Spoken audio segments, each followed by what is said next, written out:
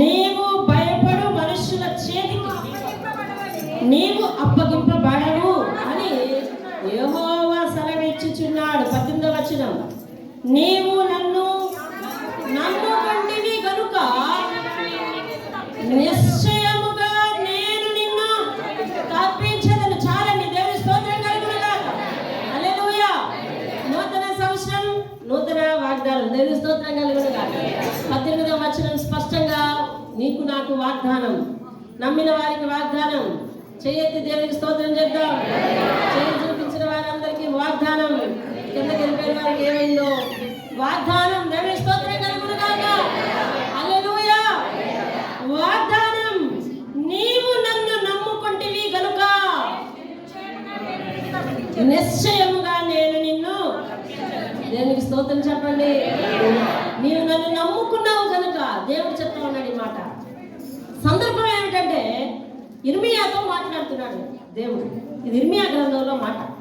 ఇర్మియా ప్రవక్తతో మాట్లాడుతున్నాడు. నువ్వు నన్ను నమ్ముకున్నావు కనుక నేను నిన్ను తప్పిస్తాను. దేవునికి స్తోత్రం. దేవుడే నేరుగా ఈరోజు నీతో నాతో ఆ మాట అంటున్నట్టుగా ఒకసారి ఊహించి, నువ్వు నన్ను నమ్ముకున్నావా? దేవుడు అడుగుతున్నాడు ఫస్ట్, నువ్వు నన్ను నమ్మేవా? నేను ఏ స్థితిలో నుంచైనా తప్పించగలను, ఏ స్థితినైనా ఏర్పాటు చేయగలను, ఎలాంటి స్థితిలో నుంచైనా నిన్ను గొప్ప చేసి పైన నిలబెట్టగలను, సాక్షిగా నిలబెట్టగలను. నువ్వు నమ్ముతున్నావా? నువ్వు నన్ను నమ్ముకుంటేవి కనుక, అయితే నమ్మితే కనుక దేవుడు నీతో వాగ్దానం చేస్తున్నాడు ఏమనంటే, నువ్వు నన్ను నమ్ముకుంటేవి కనుక నేను నీకు నిశ్చయముగా. దేవునికి స్తోత్రం కలండి. హల్లెలూయా. ఇప్పుడున్న పరిస్థితుల్లో లేకపోతే మరి జరుగుతున్న పరిణామాలను బట్టో నేను అనుకున్నది, నేను చేయగలిగింది నేను చేయలేనేమో అని నేను అనుకోవచ్చు, కానీ దేవుడు చెప్తా ఉన్నాడు. మరి నిన్నటి సమయంలో కూడా ఇందుకే ఎలాగో ఎవరితోనో మాట్లాడాడు, ఇతను కూడా నీతో నాతో మాట్లాడుతున్నాడు. మన జీవితాల్లో చాలా ఆశయాలు, చాలా ఆలోచనలు ఉండవచ్చు, వాటికి మన స్థాయి సరిపోకపోవచ్చు, కానీ దేవుడు అంటా ఉన్నాడు, నువ్వు నన్ను నమ్ముకున్నావు కనుక నేను నిశ్చయముగా ఈ స్థితి నుంచి తప్పించి ఆ స్థితిలో నిలబెడతానంటున్నాను. దేవుని స్తోత్రం.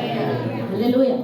ఆయన జరిగింది ఏమిటి అంటే 39వ వచనం, ఆయన 37వ వచనంలో 38వ అధ్యాయంలో మరి ఆయన ఒక ప్రవచనం చెప్తాడు ఇర్మియా ఆ ప్రాంతం వారికి. ఈ ప్రాంతం అందరూ కూడా మరి వేరే దేశం చేతిలోకి వెళ్ళిపోతారు, వాళ్ళందరూ కూడా మిమ్మల్ని వచ్చి మరి యుద్ధం చేసి మరి నాశనం చేసి మరి మిమ్మల్ని అందరినీ పట్టుకొని వెళ్ళిపోతారు అని అంటే, అక్కడున్న వాళ్ళందరూ అంటున్నారు, ఒరే ఇర్మియా ప్రవక్త మన విషయంలో శాపాన్ని ప్రవచిస్తున్నాడు కనుక ఇతడిని పట్టుకొని, అదిగో అక్కడ నీళ్లు లేని నుయ్యి ఉంటుంది అందులో పడేయండి అన్నారు. ఎక్కడ పడేయమన్నారండి? నీళ్లు లేని నుయ్యి ఉంటుంది అందులో పడేయండి అన్నారు. అయితే ఇర్మియా ఎవరిని ఆధారం చేసుకుని ప్రవచించాడు అంటే దేవుడిని ఆధారం చేసుకున్నాడు. దేవుడు ప్రకటించమన్నాడు, ఇర్మియా ప్రవచించాడు, అంతే. దేవుడు ప్రకటించమన్నాడు, ఇర్మియా ప్రకటించాడు. దేవుడు ప్రవచించు అన్నాడు, ఇర్మియా ప్రవచించాడు, అంతే. అయ్యా ఇక్కడ ఉన్న వారందరూ కలిసి నన్ను చంపేస్తారేమో అనే భయము ఆయన గుండెలను, దేవుని పని చేయటంలో తెగింపు గలవాడు కనుక మరి దేవుని పని చేయటంలో, దేవుని విషయాన్ని ఇతరులకు చేరవేయటంలో, ఆయన దీవెనే కానీ, ఆయన ఆశీర్వాదమే కానీ, ఆయన శాపమే కానీ, ఆయన చెబుతున్న ఏ విధమైన శిక్షే కానీ మరి అందరికీ ప్రకటించే విషయంలో ఆయన మరి నమ్మకంగా ఆయన దగ్గర ఆయన ఉన్నాడు. మంచి చెప్తేనే ఈరోజు మరి అందరూ కూడా ఆదరించే స్థితిగతులు ఉన్నాయి. దేవుని స్తోత్రం కాదు, మీరు వారిని చూడకండి, దేవుని వాక్యం స్పష్టంగా వినండి. మంచి చెబితేనే అందరికీ నచ్చేలాగు, ఆశీర్వదిస్తేనే అందరికీ నచ్చేలాగు, ఏమండి దీవెనకరమైన మాటలు చెప్తేనే అందరికీ నచ్చేలాగు ఈ కాలం బాగా మారిపోయింది.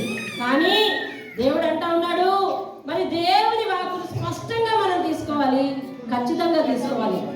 ఎలా తీసుకోవాలండి? దేవుని వాక్కును స్పష్టంగా తీసుకోవాలి, ఖచ్చితంగా తీసుకోవాలి. దేవునికి స్తోత్రం కలుగునుగాక. హల్లెలూయా. ఆయన ఈ బైబిల్లో అనేక రకాలైన మరి మాటలు పెట్టాడు. అందులో నీకు మేలుకరమైనవి మాత్రమే తీసుకుని మిగిలినవి వదిలేస్తే మరి అవి ఎవరికి? అవి కూడా మనకే. కాబట్టి మనం ఆ విషయాలు కూడా దేవుడు ఏ సందర్భంలో చెప్పాడు, ఆయనకు విరోధంగా జీవిస్తే ఏ విధమైన మరి మన మీదకి ఎటువంటి ఆశీర్వాదం వస్తుందో శాపం వస్తుందో అనే విషయాలు కూడా ఆలోచించాలి. అయితే ఇర్మియా మరి కటువుగా ప్రవచించిన మీదట, ఉన్నది ఉన్నట్టు చెప్పడం మీదట ఆయన మీద కోపం వచ్చి అక్కడ ఉన్న ప్రజలందరూ, రాజు కూడా అందరూ ఏమన్నారంటే, అయ్యా అతన్ని మరి ఆ నీళ్లు లేని గోతులో తోసేయండి అని అంటే వాళ్ళు తీసుకొచ్చి ఆయన పట్టుకొని 6వ వచనంలో ఇర్మియాను పట్టుకొని ఆ గోతులోనికి దింపేస్తారనమాట. దింపేస్తే ఆ తాళ్ళతో దింపేసినప్పుడు ఆ గోతులో ఏముండవంటే నీళ్లు లేవన్నమాట. అప్పుడు చాలు అందులో ఒకడు, నేను సమయం అయిపోతుంది ఒక మాటలతో చెప్పేస్తాను. అందులో ఒకడు లేచి, అయ్యా అతడు ఈ ప్రవచనం చెప్పినందుకు మనకి దేశం మీదకి చెడు వస్తుంది, యుద్ధం వస్తుంది, మనందరం నశించిపోతామని అతను చెడు చెప్పినందుకు మనమేమో అతన్ని గోతులోనికి పడేశాం. ఒకవేళ అతడు నిజముగా యెహోవా పంపించిన వాక్యే కనుక చెబితే అతన్ని అలా చంపుతున్నందుకు మన మీదకు చాలా శిక్ష వచ్చేస్తుంది కదా. వద్దు అతడు యెహోవా పేరిట ప్రవచిస్తే కనుక మనం చాలా ఇబ్బందులు పడవలసిన పరిస్థితి వస్తుంది. అతన్ని తీసేయండి నూతిలో నుంచి అని అనగానే పాపం అందరూ కలిపి, వద్దురా బాబు, దేవుడు పంపించిన చెడు వార్తకే మేము బాధపడతా ఉన్నాం, ఇప్పుడు మళ్ళీ ఆ వార్తను ప్రకటించినందుకు ఏం వాడు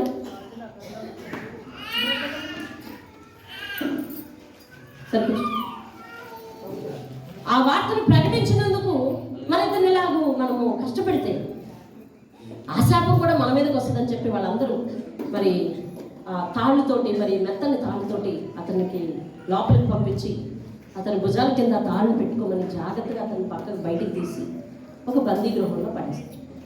ఆ బందీ గృహంలో పడేసినప్పుడు దేవుడు అతనితో మాట్లాడుతున్నాడు. ఏమనంటే 17వ వచనం 16వ వచనంలో నేను చదువుతున్నాను. 16వ వచనంలో నేను చదువుతున్నాను. యెహోవా మాట అతనికి ప్రత్యక్షమే ఇలాగ సెలవిచ్చును, నీవు వారితో ఇట్లను, ఇశ్రాయేలు దేవుడును సైన్యములకు అధిపతి యెహోవా ఇలాగ సెలవిచ్చుచున్నాడు, మేలు చేయుటకు కాదు కీడు చేయుటకై నేను ఈ పట్టణమును గురించి చెప్పిన మాటలు నెరవేరుస్తాను. ఈ పట్టణం గురించి ఏం చేయాలని దేవుడు ప్రవచించాడంటండి? కీడు చేయటానికి. ఎందుకని ఆ పట్టణ ప్రజలందరూ ఎలా ఉన్నారు? దేవునికి విరుద్ధంగా ఉన్నారు. కాబట్టి ప్రవచిస్తున్నాను, అది జరుగుతుంది. మరి పట్టణం నాశనం అయిపోతే పట్టణంలో ఉన్న వాళ్ళు అందరూ ఏమవుతారు? నాశనం అయిపోతారు. మరి ఆ పట్టణంలో ఇర్మియా కూడా ఉన్నాడు కదా. వింటున్నారా మీరు? విషయం వింటున్నారా? విషయాలకు వస్తున్నాం మనం. ఆ పట్టణంలో ఎవరున్నారు? ఇర్మియా కూడా ఉన్నాడు. నేను ఈ పట్టణానికి మేలు చేయడం ప్రవచించగలను, ఇర్మియా కీడు చేయటకే ప్రవచించగలను. నేను ఆ కీడు ఈ దినమునే అక్కడికి రప్పిస్తాను అని చెప్పి అంటా ఉన్నాడు. చూడండి, నీవు చూచుచుండగానే ఆ మాటలు ఈ దినమున నెరవేరును. ఆ మాటలు ఆ దినమున నెరవేరు. నేను ఒక దినాన్ని ఏర్పాటు చేసుకున్నాను. ఆ దినమున దేవుడు నేను ఖచ్చితంగా ఈ పట్టణం మీదకి మరి ఆ కీడును రప్పించబోతా ఉన్నాను. అయితే అలా కీడు రప్పించినప్పుడు ఆ ప్రాంతంలోనే నివాసం చేస్తున్నాడు, అక్కడే బందీ గృహంలో ఉన్నాడు. ఇర్మియా సంగతి ఏంటి? ఇర్మియా ఎవరు పని చేస్తున్నాడు? దేవుడి. ఇర్మియా దేవుని పని ముక్కుసూటిగా చేస్తున్నందుకు ఇర్మియా మీదకి ఏమొచ్చింది? శ్రమ వచ్చింది. కాబట్టి ఇప్పుడు దేవుడు ఇర్మియాతో ప్రత్యేకంగా వాగ్దానం చేస్తున్నాడు, నేను ఈ ప్రాంతాన్ని అంతటి నాశనం చేస్తాను కానీ నిన్ను తప్పిస్తాను. హల్లెలూయా. ఏమంటున్నాడు? నిన్ను తప్పిస్తాను. దేవుని స్తోత్రం కాదు. ప్రకటన గ్రంథంలో చివరి రాకడలో జరిగేది ఇదే. ప్రకటన గ్రంథంలో చివరి రాకడలో జరిగేది ఇదే. యేసయ్య భూమి మీదకి రెండోసారి వచ్చినప్పుడు నిన్ను తప్పించడానికి కావలసిన ఆత్మీయత నీ దగ్గర జాగ్రత్తగా చేసుకోవాలి. లోకానికి కీడుంది, లోకానికి చెడు జరగబోతుంది.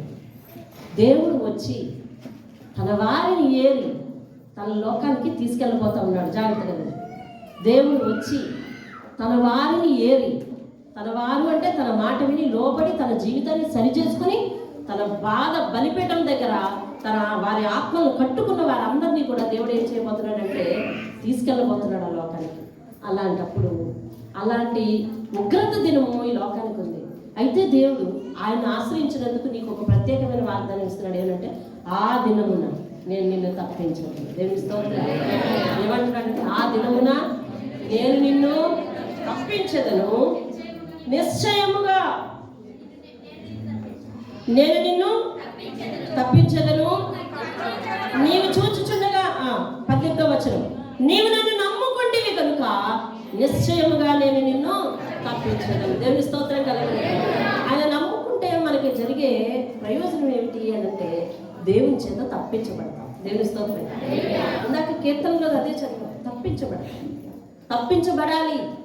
ఎదరి జీవితం ఎట్లా ఉందో మనకేం తెలుసు? తప్పించబడాలి.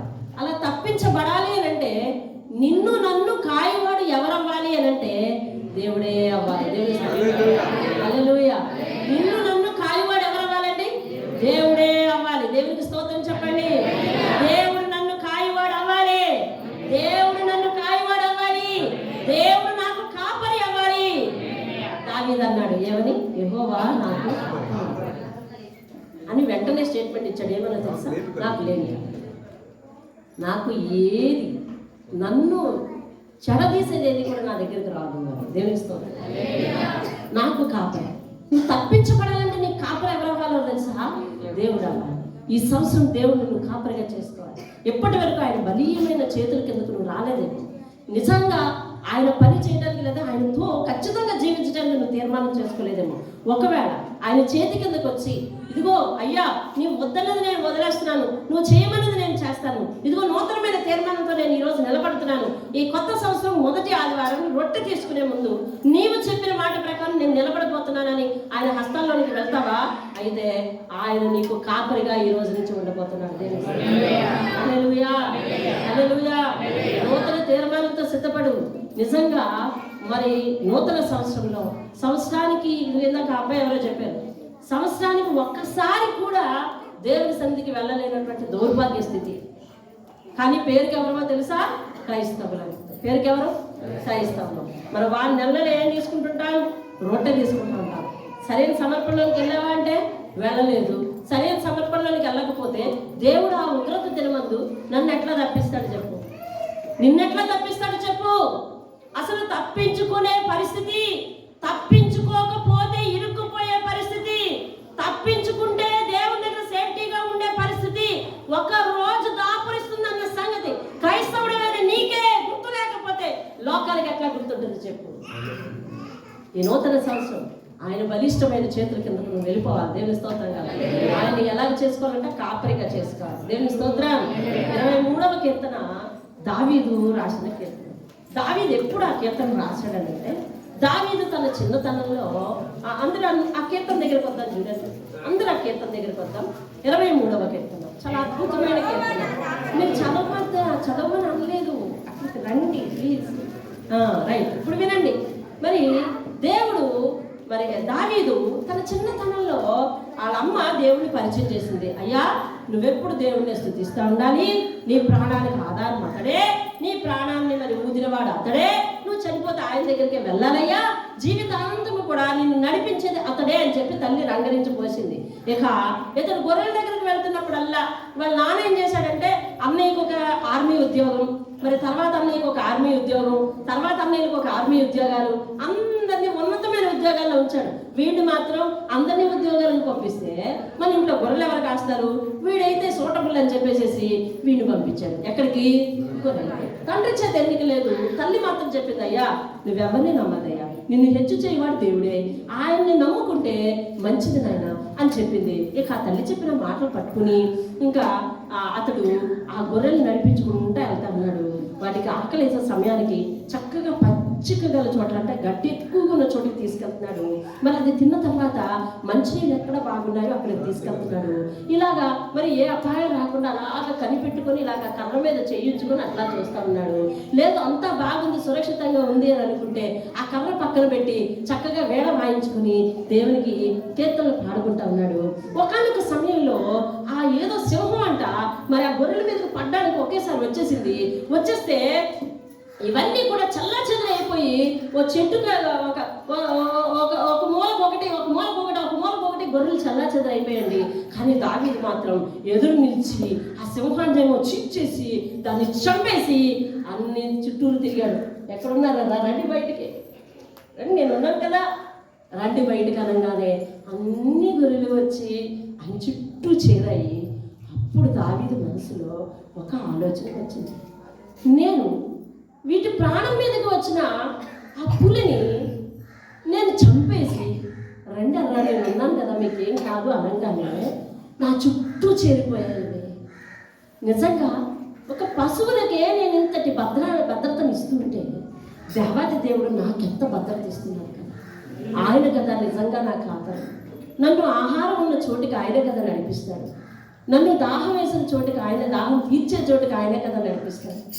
ఎలాంటి శత్రువు నా మీదకి వచ్చినా నేనున్నానని వీటితో ఎలాగ నేను అన్నానో అలాగే నా దేవుడు నాతో అంటాడు కదా. అంటే నేను ఈ గొర్రెలకు కాపరిగా ఉన్న మాదిరినా, ఈ గొర్రెలకు నేను బాధ్యతగా కాపుదల కాస్తున్న మాదిరినా దేవుడే నాకు కాపుదల కాస్తే ఏ అపాయం నా గుడాన్ని సమీపించదు కదా అనుకుని ఆ కీర్తన రాశాడండి. దేవుని స్తోత్రం. హల్లెలూయా. ఆయన ఏమంటున్నాడంటే, యెహోవా నా కాపరి, నాకు ఈ విధమైన ఖచ్చితమైన, అదేమంటారు, నిశ్చయత, ఆ ఖచ్చితమైన భక్తి నిశ్చయతలోనికి చాలా మంది రాకపోవడం వలని లోక ఆశ ఇంకా మనల్ని వెంటాడుతున్నాయండి.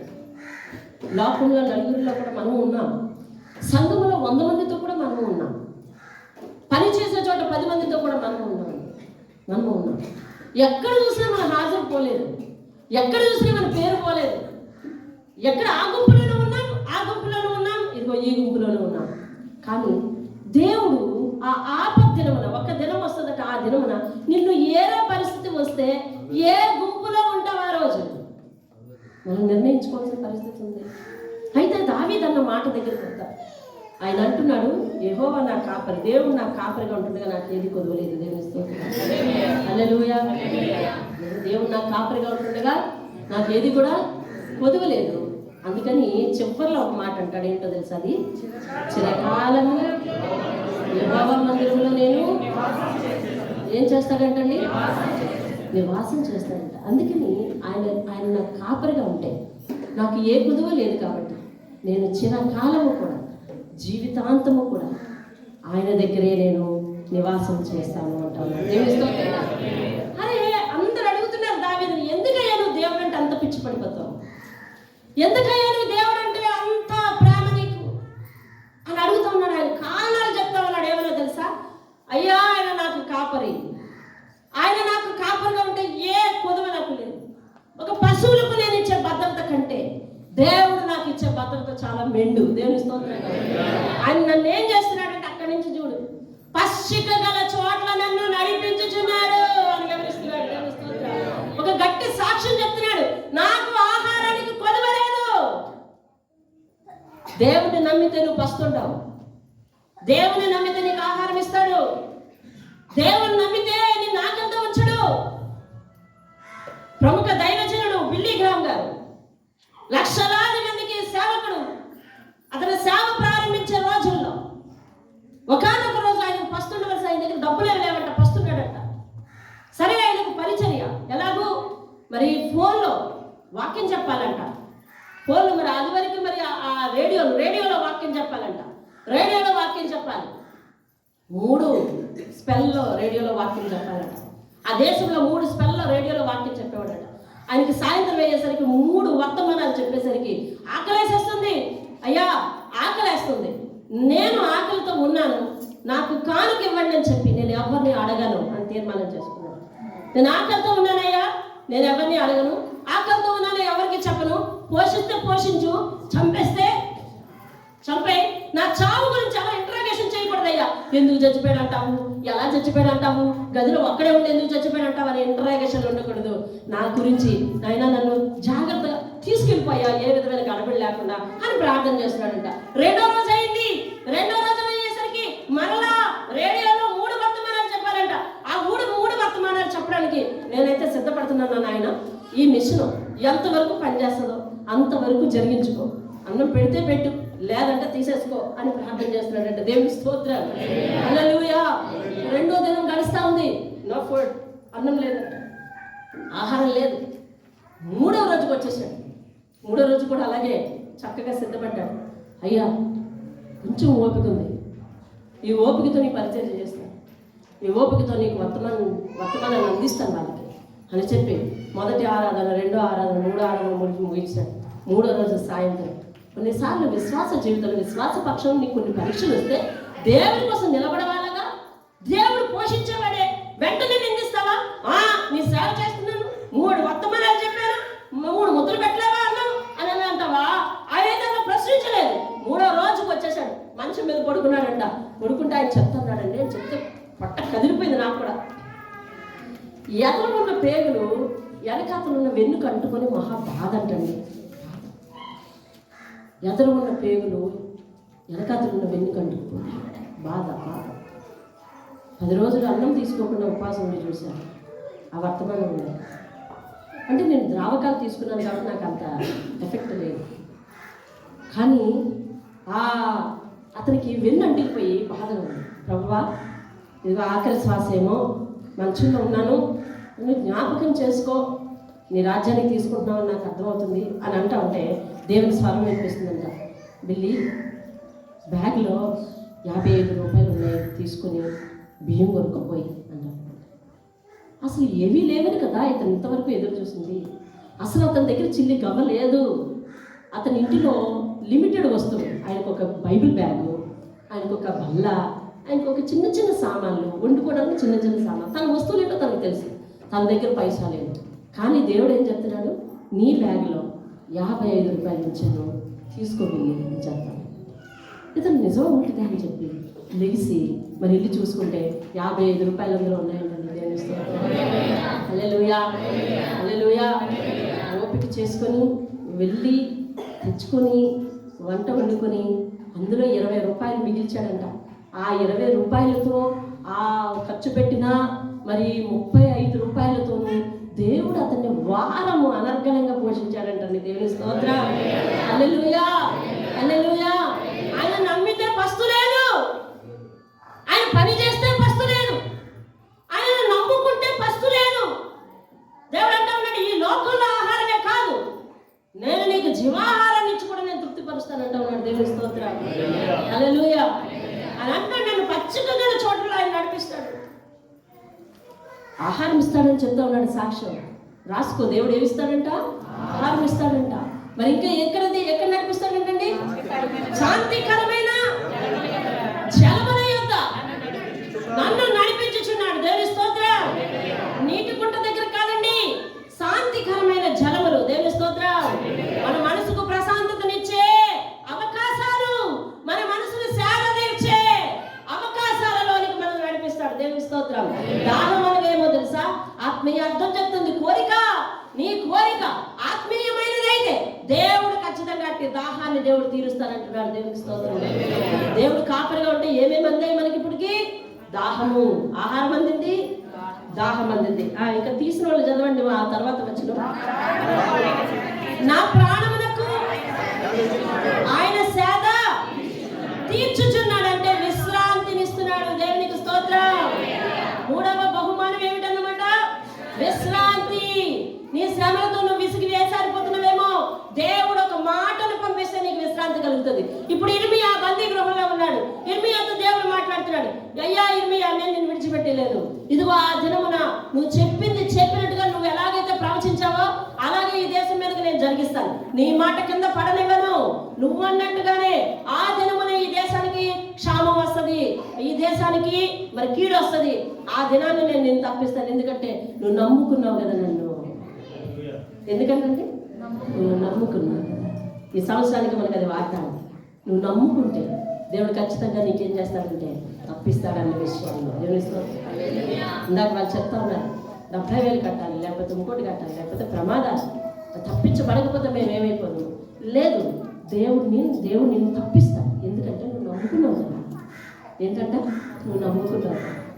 దేవుని అడుగు, అయ్యా ఎందుకయ్యా ఇలాంటి ప్రమాదం నుంచి తప్పించావు, మాకు ఏ అర్హత ఉందని తప్పించావు అని అంటే, నువ్వు నన్ను నమ్ముకున్నావు కదా, నేను తప్పిస్తానని నమ్మావు కదా, నేను రక్షిస్తానని నమ్మావు కదా, నేను పోషిస్తానని నమ్మావు కదా, నేను ఉన్నానని నమ్మావు కదా, నేను ఆదుకుంటానని నమ్మావు కదా, నేను నీ కన్నీరు తుడుస్తానని నమ్మావు కదా, నేను నిన్ను కాపాడుతానని నమ్మావు కదా. నీ నమ్మకం చొప్పున నీకు జరుగును కుమారి, విశ్వాసం కలగాలి వైపు చెప్పాడా? దేవుని స్తోత్రం కలుగునుగా. వచ్చి దేవుని దగ్గర ప్రాధాన్యపడితే, కుమారి నీవు నమ్మిన విశ్వాసం చొప్పున నీకు జరుగునుగా వెళ్ళానంతే. ఏమని నమ్ముతున్నావు? దేవుణ్ణి. కాపాడువాడిని నమ్ముతున్నావా? కాపాడబడతావు. రక్షించవాడిని నమ్ముతున్నావా? రక్షించబడతావు. తప్పించవాడిని నమ్ముతున్నావా? తప్పించబడతావు. కన్నీరు తుడుచువాడిని నమ్ముతున్నావా? కన్నీరు తుడుస్తాడు. ప్రతి కన్నీటి చుక్కకి వెల కట్టి ఇస్తాడండి. దేవుని స్తోత్రం. ఈ పదం నా అనుభవం నుంచి దేవుడు నాకు నేర్పాడు. కన్నీటి వెల కట్టిస్తాడట. దేవుని స్తోత్రం. ప్రతి బాష్ప బిందువుకి వెల కట్టిస్తాడట, ఖరీదు కట్టి. ఇదిగో నీవు ఇన్ని కన్నీళ్ళు గార్చావు, ఇదిగో నీకు ఇంత బహుమానం. దేవుని స్తోత్రం. హల్లెలూయా. అలాంటి సాక్ష్యం నేరుగా నా జీవితంలోనే జరిగింది. ఆయన వదిలిపెట్టే దేవుడు కాదండి, ఆయన వదిలిపెట్టే దేవుడు కాదు. జాగ్రత్తగా విను. ఆయన ప్రతి కన్నీటి బాష్ప బిందువుకి వెల కట్టి ఇస్తాడు. ఇలా వేదిక మీద నిలబడి నేను ఒకప్పుడు 300 రూపాయల జీతానికి ఒక ఆయన మరి స్కూల్లో 4 పాఠాలు చెప్పమ్మా, నువ్వు ట్రైనింగ్ అయ్యి వచ్చావు కదా, నీకు నెలకు 300 ఇస్తానంటే ఆ సమయంలో మా నాన్నకి సహకారంగా ఉంటుందని చెప్పి మా నాన్నగారికి అనారోగ్యం, మా అమ్మగారికి అనారోగ్యం, మా పిల్లలు చూస్తే చిన్న పిల్లలు, మా చెల్లెళ్ళిద్దరు చిన్న పిల్లలు, నేను 300 తెచ్చిస్తే అప్పుడు ఎన్ని అవసరాలు తీరుతాయో, నెలంతా మాకు రేషన్ సరిపోద్ది అని ఆశపడి వెళ్ళాను. నేను వెళ్ళి నెలంతా కష్టపడ్డాను.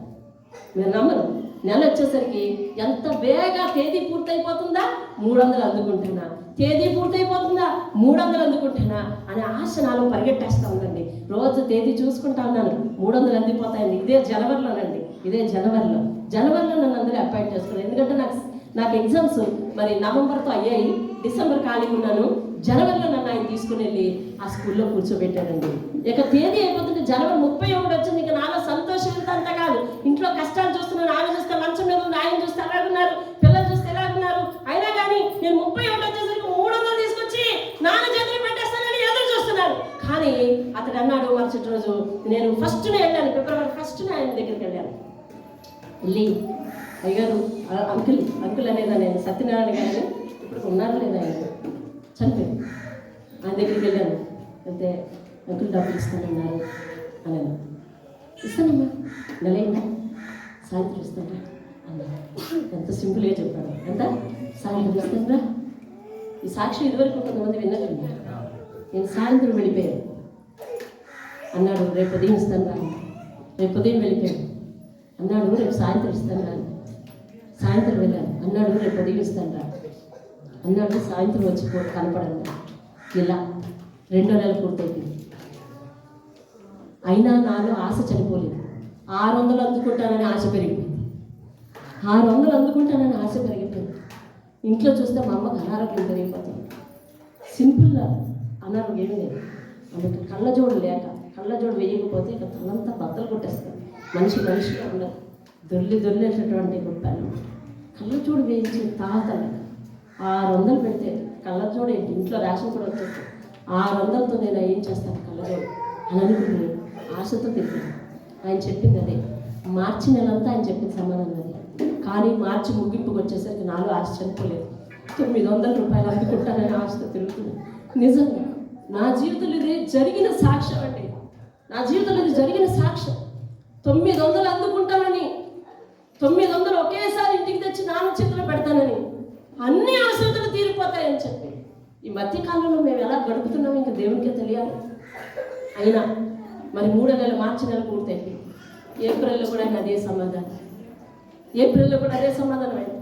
నెల పూర్తయ్యేసరికి సెలవులు వచ్చేస్తున్నాయి. నాకు గుండెలు ఇలా పట్టుకుని ఉన్నాయి. ఎందుకంటే సెలవులు వచ్చేస్తున్నాయి. మరి ఎవరు నా తరపున మాట్లాడేవారు ఉన్నారు. 1200 దేవుడు చేతికి ఇస్తాడేమో అని ఎదురు చూస్తాను.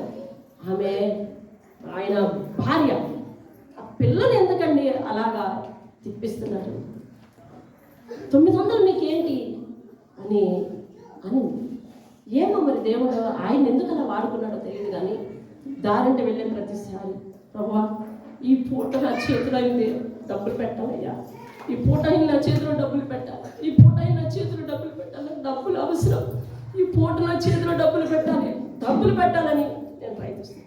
ఏప్రిల్ వచ్చేసరికి నేను ఇంటర్వ్యూకి వెళ్ళాను, జాబ్ ఇంటర్వ్యూకి వెళ్ళాను. నా దగ్గర డబ్బులు లేవు. మా సార్ దగ్గర నేను చాలా విచారంగా ఉంటే మా సార్ చూశాను. ఏం పని మళ్ళా ఉన్నావు, నాకు చదువు చెప్పిన సార్ దగ్గర నేను ఇప్పుడు పని చేస్తున్నాను, ఇలా ఇంటర్వ్యూకి వెళ్ళాను, నేను ఇస్తాను మేడం, ఇంటర్వ్యూకి వెళ్ళి రాజుగారు ఇచ్చారు, నాకు ఇచ్చి దిగండి అని చెప్పేసేసి ఆయన గబగబా ఇంటికి వెళ్ళి డబ్బులు తీసుకొని వచ్చి నాకు ఇచ్చాడు. ఇస్తే 300 రూపాయలు ఇచ్చారు. నాకు అవి లెక్క పెట్టడానికి కూడా వణికేస్తూనే చేయదు. ఆయన అన్నాడు, ఇవి లెక్క పెట్టడానికి ఎంత కష్టపడిపోతుంది, రేపు వీళ్ళు లెక్క పెట్టాలి జాగ్రత్త అన్నాడు. అయినా ఆ నిమిషం నాకు సంతోషం వచ్చింది. కానీ అనిపించింది నా జీవితానికి అంత యోగ్యత ఉంటుందంటావా అని చెప్పి మరి అలాగే నేను ఇంటర్వ్యూకి వెళ్ళి రావడం అయింది. మరి అలాగే అనేది ఎగ్జామ్కి వెళ్ళి రావడం అయింది, ఇంటర్వ్యూకి వెళ్ళి రావడం అయింది, అన్నిటికి వెళ్ళి వస్తా ఉన్నాను. కానీ ఈయన మాత్రం కరగలేదు. మరి చివరి రోజున అద్భుతంగా తీసుకొచ్చి 1200 చేతులు పెట్టాడండి. హల్లెలూయా. నేను అంటాను, ఆ రోజు దారంట కారుస్తూ కన్నీరు కారుస్తూ తిరిగానండి. కన్నీరు కారుస్తూ తిరిగాను. ఈ రోజైనా కనికరించు, ఈ రోజైనా కనికరించు అంటే దేవుడు కనికరించడానికి 4 నెలలు పట్టలేదండి. దేవుడు పరీక్షించాడు. దేవుడికి స్తోత్రం. హల్లెలూయా. దేవుడు పరీక్షించాడు. 1200 కోసం దేవుడు పరీక్షించాడు. పరీక్షించిన కానీ అలాగే ఈ పస్తులన్నాడు కూడా ఈ 4 నెలలు మేమేనాడు కూడా ఆదివారం మారలేదని గంటపదంగా చెప్పగలను. దేవుని స్తోత్రం. అని ప్రతి ఆశ తీర్చువాడు, ప్రతి కన్నీరు తుడిచివాడు, ప్రతి కన్నీటికి వెల కట్టి డబ్బులు ఇచ్చేవాడు. దేవుని స్తోత్రం కలుగును గాక. ఎన్ని కన్నీళ్లు దారండవలసాము, ఎన్ని కన్నీళ్లు దాచాము, ప్రార్థనలో ఆయన కోసం ఎత్తిపెట్టి ఎన్ని కన్నీళ్లు దాచాము, అన్ని కన్నీళ్లకు వెల ఇచ్చాడండి. దేవుని స్తోత్రం. తర్వాత కాలంలో బహుగా దీవించాడు, ఉద్యోగం ఇచ్చాడు. వెంటనే అలా ఎగ్జామ్ రాసి అలా ఇంటర్వ్యూ రాసి అలా వచ్చాను, అలాగే ఉద్యోగం ఇచ్చేసాడు. ఎగ్జామ్ రాసిన ఎంతోసేపు నేను నిలవ ఉండలేదు ఇంట్లో, మరి ఉద్యోగం ఇవ్వడానికి దేవుడు సహాయం చేశాడు. దేవుని స్తోత్రం కలుగును గాక. హల్లెలూయా. ఎంత గొప్ప దేవుడు అండి. అందుకని దావీదంటే, నువ్వు ఎందుకయ్యా దేవుడు అంటే అలా పిచ్చి పడిపోతావు అంటే, ఆయన నా కాపరి, ఆయన నా కాపరిగా ఉంటే నాకు ఆహారానికి కొదవలేదు, ఆయన నా కాపరిగా ఉంటే దాహానికి కొదవలేదు, ఆయన నాకు కాపరిగా ఉంటే విశ్రాంతికి కొదవలేదు. దేవుని స్తోత్రం కలుగును గాక. పచ్చిక గల చోట్ల ఆయన నన్ను పరుణ చేయించున్నాడు, శాంతికరమైన జలముల యొద్ద నన్ను నడిపించుచున్నాడు, మరి నా ప్రాణములకు ఆయన శాత తీరుస్తున్నాడు. 3 లాభాలు. ఇంకొకటి చదువు. తన నామమును బట్టి నీతి మార్గములలో, ఏ మార్గాల్లో నువ్వు నడుస్తావు? నీతి మార్గాల్లో నువ్వు నడుస్తావు. ఇంకా కింద ముందు ఏం చదండి, గాఢాంధకారపు లోయలలో నీవు సంచరించినను. సేఫ్టీ. ఇదేంటట? సేఫ్టీ. దేవుని స్తోత్రం. భద్రతనిస్తాడు.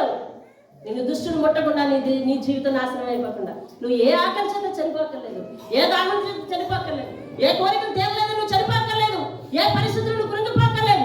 దేవుడు నీకు సేఫ్టీ ఇస్తాడు. దేవుని స్తోత్రం కలుగును. గాఢాంధకారపు లోయల లాంటి కష్టాల్లో నేను సంచరించిన కానీ ఏ అపాయం నా దగ్గరకు వస్తుందని నేను భయపడిన. ఎందుకంటే అగో నా వెనక ఎవరున్నారు? దేవుడు ఉన్నాడని చూపిస్తున్నాడు. దేవుని స్తోత్రం కలుగును. దావీదు, అయ్యా ఎందుకయ్యా దేవుడు అంటే అలా పిచ్చి పడిపోతావనంటే, దావీదు ఇచ్చే ఎక్స్ప్లెనేషన్ చూసావా? నీ దేవుడి గురించి వాళ్ళు చెప్పగలవా? నీ దేవుడి గురించి అలాంటి మాధుర్యంలోకి వెళ్ళావా? అసలు నువ్వు నీ దేవుడిని అలాగా తీపిగా గుర్తుపెట్టుకోవడానికి నీకు వచ్చా? అలాంటి అనుభవం దేవుడితో ఉందా? అలాంటి అనుభవాలను పొందుకున్నావా? అలాంటి మేలులకై ఆశ్రయించావా? అలాంటి మేలు చేత తృప్తి పొందబడ్డావా? అయితే దేవుడు ఎంత తృప్తిగా కనిపిస్తాడంటే అంత తృప్తిగా కనిపిస్తాడు నీకు. దేవుని స్తోత్రం కలుగును. హల్లెలూయా. ఏమిచ్చాడంట? ఆహారం ఇచ్చాడు. 2వది దాహం తీర్చాడు. 3వది శాంతి తీర్చాడు. తర్వాత సేఫ్టీ, భద్రతను అనుగ్రహించాడు. దేవుని స్తోత్రం కలుగును. తర్వాత చదువు. ఏమండి? నాకు తోడైందువు, నీ దుడ్డుకర్ర, నీ దండము నన్ను. కాపరి చేతిలో, గొర్రెల కాపరి మీరు చూస్తారు కదా, గొర్రెల కాపరి చేతిలో ఒక కర్ర ఉంటుంది. ఆ కర్రను చూసి ఎవరికి భయం అండి? గొర్రెలుగా శత్రువుగా? గొర్రెలుగా శత్రువుకి భయం అండి. మీరు ఆ లాజిక్ అర్థం చేసుకోవాలి. కాపరి కర్ర పట్టుకొని వెళ్తాడు, కాపరి కర్ర పట్టుకొని వెళ్తాడు. ఆ కర్రను చూసి ఎవరికి భయం తెలుసా? శత్రువు. మరి వీటికి ఏంటి?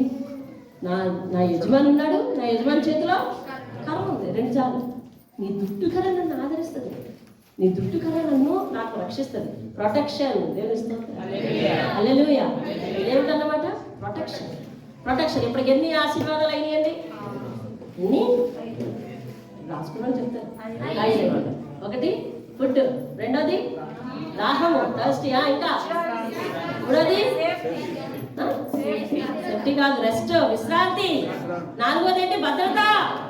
5వది ఏమిటి? ప్రొటెక్షన్, రక్షణ. దేవుని స్తోత్రం కలుగును గాక.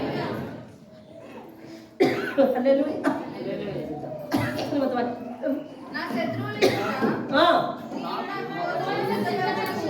అది పరిస్థితులనే శత్రువుల ఎదుట.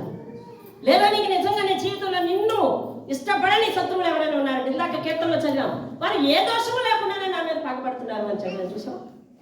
నేనే తప్పు చేయలేదయ్యా, ఏ దోషం లేకుండా నా మీద పగబడుతున్నారు అని అంటే, దేవుడు ఏమంటా ఉన్నాడంటే, ఆ శత్రువుల ఎదుట నీకు భోజనాన్ని సిద్ధపరుస్తానంటే ఏంటో తెలుసా? గొప్ప అరేంజ్మెంట్ అండి. దేవుని స్తోత్రం. ఆయన అరేంజ్ చేశాడంటే అన్నీ అలా ఫిక్స్ అవుతాయండి. ఆయన అరేంజ్ చేశాడంటే అన్నీ అలా జరుగుతాయి. రాత్రికాల సమయంలో వాక్యం ఆలకించడానికి వచ్చారు. యాకోబు జీవితంలో ఏసావుని ఎలా అరేంజ్ చేశాడో తెలుసా? చంపుదామని అనడానికి వచ్చే పరిగెత్తే ఓడిని చివరికి ఎలా చేశాడో తెలుసా? మెడ మీద పడి ముద్దు పెట్టుకుని ఏడ్చేవాడిగా చేశాడు. అరేంజ్మెంట్ అండి, అరేంజ్మెంట్. దేవుడు అరేంజ్ చేయగలడు. నీ కష్టాన్ని, నీ నష్టాన్ని, నీకు వ్యతిరేకంగా, నీకు అడ్డుగా ఉన్న ప్రతి పరిస్థితిని అప్పగించి. అంతేగాని వాడు నాశనం అయిపోయి బాబు ఏసావు నాశనం అయిపోతుంది కానీ నా జీవితానికి ప్రశాంతత దొరకలేదని అన్నాడా యాకోబు? అన్నాడా? లేదు. ఏసావు నాశనం అయితేనే కానీ నా జీవితానికి ఒక గ్యారెంటీ లాగా లేదు. ఆడు ఎప్పుడు నాశనం అయిపోతాడని అన్నాడా?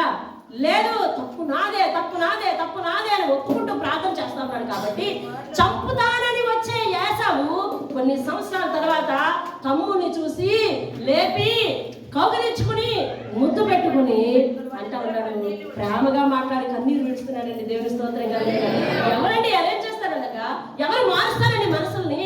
ఎవరి మనసులు మారిపోమంటే ఎవరు మారిపోతారండి? నువ్వు వచ్చి కూర్చోవాలంటే ఎవరు కూర్చుంటారండి? నువ్వు మానేయండి ఎవరు మానేస్తారండి?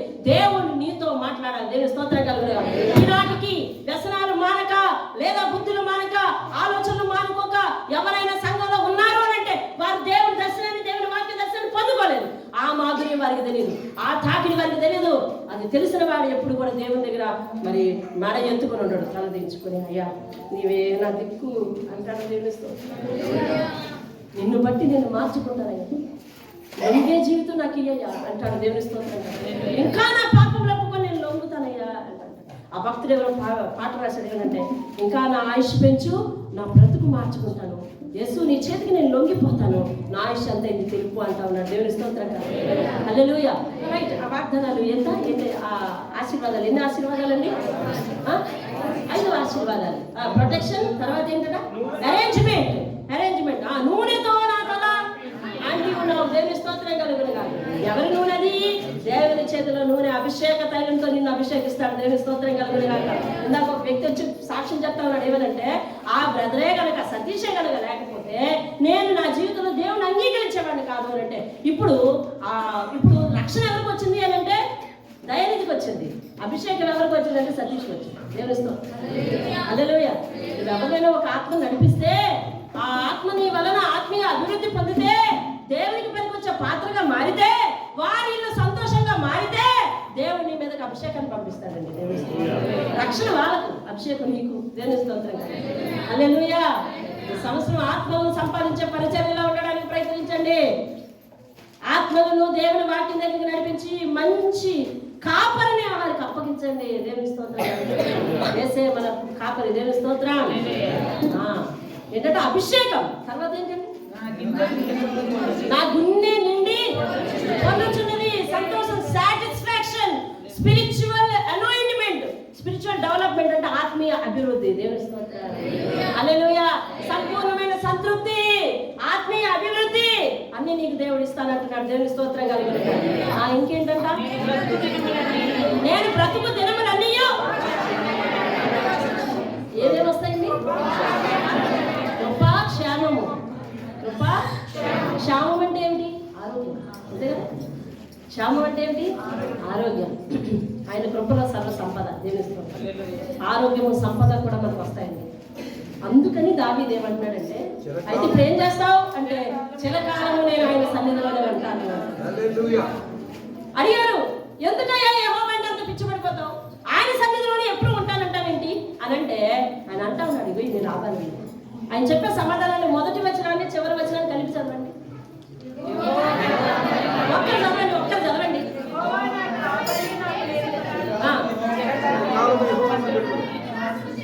ఏది మళ్ళీ మీకు అర్థమైందా? మొదటి వచనాన్ని ఆఖరి వచనాన్ని కలిపి చదవాలి. అందరూ చదవండి ఈసారి. యెహోవా నా కాపరి, నాకు ఏమీ కలగదు, చిరకాలం నేను యెహోవా సన్నిధిలో నివాసం చేస్తాను. ఎందుకు చేస్తావయ్యా అంటే ఒక మధ్యలో 10 లాజికల్ చెప్పాడు. ఆయనను పోషిస్తాడండి, ఆయన ప్రతి కోరిక తీరుస్తాడు, నాకు విశ్రాంతి దయచేస్తాడు, నాకు భద్రత దయచేస్తాడండి, నాకు సంరక్షిస్తాడండి, రక్షిస్తాడండి, ఏమండి నన్ను అభిషేకిస్తాడండి, నాకు క్షేమాన్ని ఇస్తాడండి, ఆరోగ్యాన్ని కలిగిన సంపదను ఇస్తాడండి. అందుకని నేను ఆయన చెంత చిరకాలం జీవిస్తానండి. ఇవన్నీ ఎందుకు ఇస్తున్నాడో దానికి తెలుసా? అక్కడికి వెళ్ళిపోవాలి మనం. నీవు నన్ను నమ్ముకుంటేవి కనుక నిశ్చయముగా నేను నిన్ను హల్లెలూయా. నీవు నన్ను నమ్ముకుంటేవి కనుక నిశ్చయంగా నేను నీకు సహాయం చేస్తాను. నీవు నన్ను నమ్ముకుంటేవి కనుక నిశ్చయంగా నేను నిన్ను తృప్తిపరుస్తాను. ఇది దేవుని వాగ్దానం. దేవుని స్తోత్రం కలుగుతుంది. హల్లెలూయా. మరి షబీనా వాళ్ళ కుమార్తె జీవితంలో చేసిన సాక్ష్యం అడుగడుగున 100 సార్లు చదివింది 10 తరగతులే, చదువు ఆగిపోయింది 100 సార్లు నాకు. అయినా కానీ దేవుడు ఉద్యోగించి నిలబెట్టాడు అంటే ఆయన కృప. దేవుని స్తోత్రం. అడుగడుగున నాకు జరుగుతున్న నా జీవితంలో జరిగిన ప్రతి కార్యాన్ని మళ్ళీ రిపీటెడ్ ఆ జీవితంలో నేను చూడగలుగుతున్నాను. దేవుని స్తోత్రం కలుగుతాను. డిగ్రీ ఫస్ట్ ఇయర్ ఎక్కడ జాయిన్ అయ్యానో తెలుసా? చదువు ఆగిపోయిన తర్వాత స్పేసెస్ డిగ్రీ కాలేజ్ రెడ్ కాన్వెంట్లో జాయిన్ అయ్యాను. అది జాయిన్ అయిన నన్ను అందరూ ఏమన్నారు తెలుసా? మా నాన్న అందరూ ఏమన్నారు తెలుసా? మరి ఏమయ్యా డబ్బులు లేవంటావు, నటిస్తావేమి అన్నారు. మరి ఏమి డబ్బులు లేవంటావు, నటిస్తావేమి, నీ కూతురు అందులో జాయిన్ చేశావు, ఇదే డబ్బులు లేవా, ఇదే డబ్బులు లేవంటే ఎవరు నమ్ముతారు? ఆ తర్వాత నుంచి అప్పు పుట్టడం మానేసింది. ఆ తర్వాత నుంచి ఏం పుట్టడం మానేసింది తెలుసా? అప్పు పుట్టడం మానేసింది. కానీ దేవుడు అద్భుతంగా, అయ్యా ఈ సంవత్సరం నేను ఇక్కడ ఉన్నాను, వచ్చే సంవత్సరం నుంచి నేను ఇక్కడ ఉండనయ్యా అని చెప్పి ప్రార్థన చేస్తాను. వచ్చే సంవత్సరం నేను ఇక్కడ మరి ఎక్కడ ఉంటావు? ఇంకా లీస్ట్ కాలేజీలోకి వెళ్ళిపోతావా? అలా కాదు. మా మాస్టర్ ఒక ఆయన అందులోనే లెక్చరర్, ఆయనే నన్ను తీసుకెళ్ళి అందులో జాయిన్ చేశాడు. ఒకరి సహాయం వల్లే నేను చదువుకొచ్చానండి, ఒకరి కనికరం వల్ల నేను చదువుకొచ్చానండి, ఒకరి దయాదాక్షిణ్యం వల్ల నేను చదువుకొచ్చానండి. ఆయన వచ్చి అంటాడు, పద్మ నీ పరిస్థితిని బట్టి నువ్వు ఇలా చదువుకుంటే కాదు, నువ్వు కాంపిటేటివ్ ఎగ్జామ్ రాయాలి అని టీచర్ పోస్ట్కి ఆయనే అప్లై చేయించి, ఆయనే అప్లికేషన్ తీసుకొచ్చి ఇచ్చి ఆయనే నా చేత అప్లై చేయించానండి. అలా అప్లై చేయించడం వల్ల నాకు సీట్ వచ్చింది. సెకండ్ ఇయర్ రెక్కలు కట్టుకుని మళ్ళీ అందరికి ట్రైనింగ్కి వెళ్ళిపోవడానికి దేవుడు సహాయం చేశాడు. దేవుడి స్తోత్రం కలుగునుగా. హల్లెలూయా. ప్రతి పైసా కూడా దేవుడు నాకు సహాయం చేసింది. కానీ మా నాన్నగారి కష్టార్జితము, మరి ఆయన రూపాయి కూడబెట్టి మమ్మల్ని పోషించి నాకు నెలంతా సంవత్సరం అంతా నోట్సులు కొనడానికి వాటికి ఫీజులకి వాటికి కట్టేస్తూ ఉంటాయి దగ్గర లేదు. కానీ మహా గడ్డు పరిస్థితుల్లో కూడా నిలబడి నన్ను నడిపించాడండి. ఆయన నిలబడి నన్ను చదివించాడండి. బతిమాలుకున్న తర్వాత, లేదు నాన్న తర్వాత నీ కుడిచేగా ఉంటానని మరి అన్ని విధాలా నేను ఆయనకి ప్రామిస్ చేస్తూ ఉంటే, ఆ ప్రామిసుల గురించి కాదు కానీ ఆయన కనికరించి తెగించి నా విషయంలో గొప్ప తెగు చేసుకున్నాడండి. దేవుని దగ్గర సహాయం అడిగేవాడండి. ఆయన ఎక్కడికి దర్శనం చూపిస్తే అక్కడికి వెళ్ళి ఆ సహాయాన్ని అడిగి తీసుకొచ్చి నాకు ఇచ్చేవాడండి నా తండ్రి. దేవుని స్తోత్రం. దేవుడు దర్శనం చూపించడం, ఈయన వెళ్ళడం, అక్కడి నుంచి సహాయం తీసుకొచ్చి నా చదువుకు సహాయం చేయడం. ఇలా నేను చెప్పుకుంటా పోతే ప్రతి అడుగడుగున దేవుడు నాకు చేసిన మేలు. ఆయన పోషిస్తాడు, ఆయన విడిచిపెట్టడు. గాఢాంధకారపు లోయలు అయినప్పటికీ కూడా ఆయన విడిచిపెట్టడు. ఎందుకయ్యా దేవుడు అలాగా ఆశీర్వదించాడంటే, నువ్వు నన్ను నమ్ముకున్నావు కదా. ఏమంటున్నాడు దేవుడు? ఎందుకయ్యా నన్ను ఎంతగా ఆశీర్వదించావంటే నువ్వు నన్ను నమ్ముకున్నావు కదా అంటే ఉన్నాడు. దేవుని స్తోత్రం కలుగును గాక. అంటే ఆయన ఆశీర్వదించడానికి పెద్ద లాజిక్ అవసరం లేదు, ఆయన నమ్మితే చాలు. దేవుని స్తోత్రం. మన పరిస్థితి ఏదైనా విడిపిస్తాడని నమ్మాలి. మన పరిస్థితిని, మన స్థితిగతులు ఏవైనా సరే విడిపిస్తాడని నమ్మాలి. దేవుని స్తోత్రం కలుగును. అంతేగాని నా అలవాటు నా దగ్గరే పెట్టుకుంటాను, నువ్వు దీవించు, నేను తీసుకొచ్చి దాన్ని అలాగే ఉంచుకుంటాను, నువ్వు దీవించు, ఆ వ్యసనాన్ని పెంచి పోషించుకుంటాను, నువ్వు దీవించు అని అంటే అనుకోకుండా దొంగ వచ్చినట్లుగా ఆపత్తిని మన మీదకి రాక తప్పదు. అది లేఖనాలు చెప్తున్నాయి. దేవుని స్తోత్రం కలుగును. నూతన సంవత్సరం మొదటి ఆదివారం దేవుడు నిన్ను దీవించేమన్నాడు. కాబట్టి నేను శాపవచనం చెప్పడానికి నేను ముందుకు రాను. దేవుడు నీకు దీవెనకరమైన విషయాలే మాత్రమే చెప్పమన్నాడు. హెచ్చరికకరమైన విషయాలు మరి అందులో నుంచి నిన్ను నేర్చుకోమంటా ఉన్నాడు. నేను చెప్పను. ఎందుకంటే నువ్వు దేవుని మాట వినకపోతే ఏమవుతావు? దేవుడి మాట పెడచోలు పెట్టుకుంటే వెళ్ళిపోతే ఏమవుతావు? ఈ సంవత్సరం కూడా వ్యసనాన్ని పెంచి పోషిస్తే ఏమవుతావు? గత కాలం నిన్న కాలంలో లక్ష్మి భర్త బాబురావు చనిపోయినాడు. అవునా? బాబురావు చనిపోయాడు. ఎంతమంది గ్రూప్లో చూశారు? ఎంతమంది వెళ్ళి పరామర్శించారంటే మెల్లిన చేతులు కూడా దీపలే. వెళ్ళి పరామర్శించాలి, ఆవిడ వెళ్ళి పరామర్శించాలి. ఆవిడ ఈ సంఘంలో బాప్తిసం పొందింది. అయినా కానీ ఒక చెడు వార్త తెలిసింది కదా. ఆ బాబురావుకి మరి చెవులు ఇల్లు కట్టుకుని ఆయన కనిపిస్తున్న ప్రతిసారి కూడా చేతులు ఎత్తి దండం పెట్టి, నువ్వు తండ్రి వరకు దయచేసి ఆ మందు మానే, దయచేసి ఆ మందు మానే, దయచేసి తాగుడు మానే, దయచేసి ఆ ధూమపానం మానే అని ఆయన బ్రతిమాలిన రోజులు ఉన్నాయి. కానీ ఏ రోజు కూడా ఆయన తల వగ్గలేదు. అలాగే మంచాన్ని పడ్డాడు. మంచాన్ని పడ్డ తర్వాత అదే ధూమపానంతో ఆయన పరుపంతా కాలిపోయింది, ఆయన వీపంతా కాలిపోయింది, పెద్ద పుండు పడిపోయిందండి. ఆ పుండును మాన్పించడానికి నిజంగా సాధ్యపడి ఆవిడ ఎంతగా ప్రయత్నించిందంటే అంతగా ప్రయత్నించింది. ఆఖరికి ఆ గాయాన్ని మార్పు తీసుకొచ్చింది. మొన్న నేను వెళ్ళాను, అమ్మ మరి ఆయన మొత్తం మింగట్లేదు, మరి మీరు ప్రార్థన చేయాలి అని అంటే, అమ్మ ఈ హడావుడి అయిపోయి వస్తాను, కానీ ఈ రాత్రికి రాలేనని అనుకోవద్దు, నేను ఈ రాత్రికి ప్రార్థన చేస్తానని అన్నాను. రాత్రి 1వ తారీఖు సాయంత్రం మీలో ఏ ఒక్కరిని వదిలిపెట్టకుండా మీ పేరు నాకు తెలియపోయినా ముఖాలను దేవుడికి అప్పగించి అందరికీ నాయన ఈ సంవత్సరం చివరాఖరి వరకు ఆయుష్ను పొడిగించి 2026 వారి జీవితంలో ప్రవేశింప చేయను ఆయన అందరినీ అప్పగించుకొని మరి ఆ రాత్రి బాబురాను కూడా అప్పగించుకొని మరి వెళ్ళాను. మరుసటి రోజు ఉదయం వెళ్ళాను. అమ్మ రాత్రి తిన్నాడు ఇడ్లీ కొంటాను అని చెప్పింది. దేవుని స్తోత్రం కలిగి రాత్రి తిన్నాడు ఇడ్లీ కొంటాను అన్నది. పక్కకి తిప్పి చూసింది, పక్కంతా పుల్లైపోయింది. ఇంకా నేను దేవుడికి అన్నాను, ప్రభువా ఈ శిక్ష వద్దు, అయితుంది ఏదో అయిపోయింది, నువ్వు కనికరించే దేవుడు తీసుకెళ్ళిపో అని ప్రార్థన చేసి వచ్చాను. కానీ పరిస్థితి అయిపోయింది. ఎముకలు కూడిపోయిపోయాయి, ఎముకలు సాగట్లేదు. ఇప్పుడు ఏమంటే నోరు సాగట్లేదు, నోట్లో ఏం పెట్టడానికి కూడా లేదు. కురుపులు చూస్తే ఇంత బాయిలు అయిపోయాయి. అంటే నేను తీసుకెళ్ళిపోమని అనలేదు. అయ్యా ఈ పరిస్థితి వద్దయ్యా, అయితే తొందరగా స్వస్థపరచు, లేదా నీ చిత్తం ఏమిటో. ఆఖరికి రక్షణ లేకుండా నేను చనిపోయాడు. అంతే, తెల్లవారుజామున ఆయన చనిపోయాడు. రక్షణ లేకుండానే చనిపోయాడండి. చెప్పిన మాత్రం పెడచివరి పెట్టి ఇచ్చిన ఆరోగ్యాన్నేమో చక్కగా కుందలపు బొమ్మలా కాచి కాపాడుకోకుండా అదేదో షోకేసులో బహుమతిలా కాచి కాపాడుకోవాలండి ఈరోజు ఆరోగ్యం. తెలుసా? ఆరోగ్యాన్ని ఎంత జాగ్రత్తగా కాపాడుకోవాలో నాలాంటి నన్ను అడుగు చెప్తారు. ఎంత జాగ్రత్తగా కాపాడుకోవాలో. ఒక అనారోగ్యంతో బాధపడుతూ మంచం మీద ఉన్నవాడిని అడుగు చెప్తారు. బాధ్యతలు నెత్తి మీద వేసుకుని ఆరోగ్యం సహకరించకపోయినా ఊపిరితో కొనసాగడానికి ఇష్టపడుతున్న వాళ్ళు అడుగు ఆరోగ్యం అంటే అలాగో చెప్తారు. నీకు ఆరోగ్యాన్ని దేవుడు ఇచ్చి అన్ని నీకు దేవుడిస్తే ఇచ్చిన దానిని జాగ్రత్తగా కాపాడుకోలేక నీకున్న గుణగణాలను కప్పి పెట్టుకొని మరి అలాగే దాచుకొని నేను ఎలాగే ఉంటాను, నువ్వు దీవించాలంటే దేవుడు దీవించడు కాక దీవించడు. మరి అయితే ఆయన కాపరి నీకు. దేవుని స్తోత్రం కాదు. ఆలోచించు. నువ్వు ఈరోజు శపించడానికి ఇది మొదటి ఆధారం. అయినా కానీ దేవుని వాక్యం ఎవరు శపించడానికి లేదు, ఆయనే బహుమానం ఇచ్చేవాడు. ఎన్ని వాగ్దానాలు అండి! 10 ఆశీర్వాదాలు కన్నా ఇంకేమైనా కావాలా నీకు? అవసరం లేదు. ఈ 10 ఆశీర్వాదాలు కన్నా మనకేం అవసరం లేదు. సమయం ఏంది? మోకరించండి.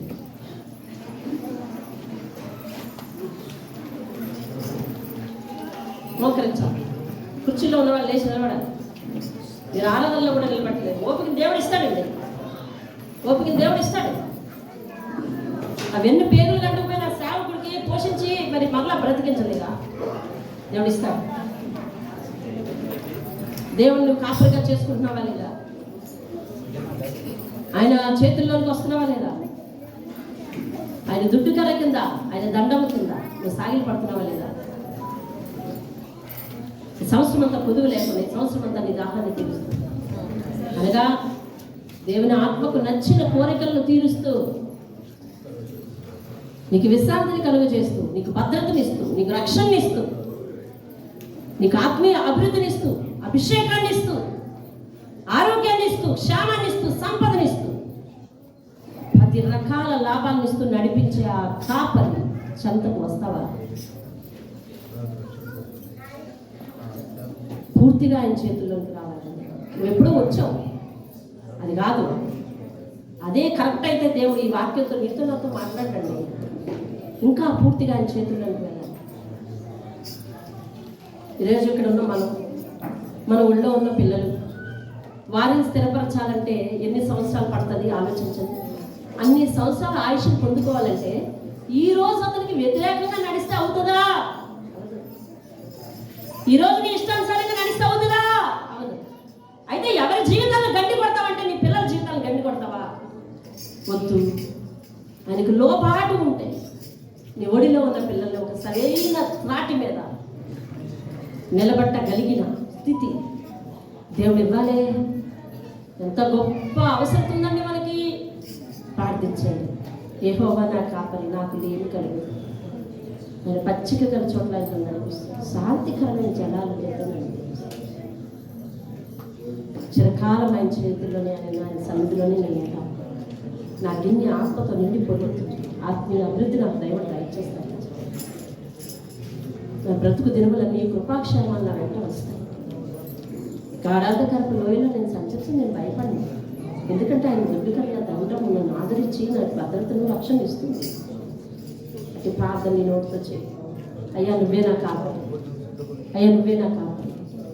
దేవుడు ఇన్ని ఆశీర్వాదాలు ఇవ్వగలడానికి గల కారణం యెహోవా నా కాపరి. నువ్వు నమ్ముకుంటున్నావు కదా, నువ్వు నమ్ముకుంటేవి కనుక నేను తప్పిస్తాను. నువ్వు నమ్ముకుంటేవి కనుక నేను నీకు దయచేస్తాను. నువ్వు నమ్ముతున్నావు కనుక నేను నిన్ను క్షమిస్తాను. సరే ఇప్పటివరకు అవిధేయత చేసుకొచ్చేసాను ప్రభువా, ఈ పాపాన్ని క్షమించాను అంటావా? నువ్వు నమ్ముతున్నావు వరకు క్షమిస్తాను.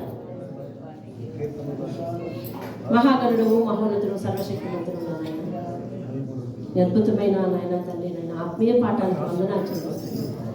నిజమే నాయన, నేను ఏ రీతిగా నమ్ముకుంటే ఆ రీతైనా మెల్లును మీరు చేస్తారు.